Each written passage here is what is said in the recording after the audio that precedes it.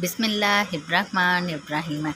हज़रत मुत्तरिफ़ अपने वालिद से रवायत करते हैं, उन्होंने कहा, मैं नबी सल्लल्लाहु अलैहि वसल्लम की खिदमत में हाज़िर हुआ। आप इस वक्त सूरत तकासुर की तिलावत फरमा रहे थे। आप सल्लल्लाहु अलैहि वसल्लम ने फरमाया, इब्ने आदम कहता है मेरा माल मेरा माल। ए इब्ने आदम, हालांकि तेरा माल तो सिर्फ वो है जो तूने खाया और ख़त्म कर दिया, या पहन लिया और बसीदा कर दिया, या सदका करके आखिरत के लिए आगे भेज दिया। मुश्कातुल मसाबी हदीस नंबर 5169। हज़रत अबू हुरैरा रज़ियल्लाहु ताला अन्हु बयान करते हैं, रसूल अल्लाह सल्लल्लाहु अलैहि वसल्लम ने फरमाया, मालदारी माल और साजो सामान की कसरत से हासिल नहीं होती, बल्कि मालदारी तो नफ्स की मालदारी यानी कन्नात है। मुश्कातुल मसाबी हदीस नंबर 5170।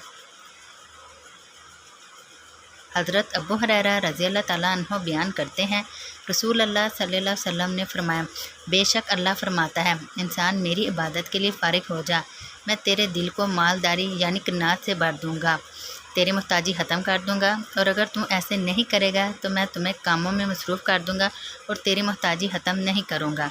मुश्कातुल मसाबी हदीस नंबर 5172।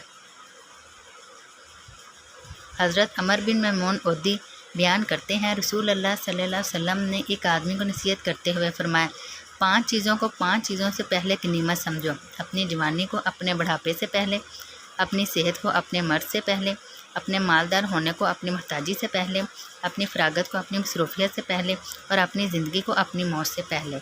मुश्कातुल मसाबी हदीस नंबर 5174।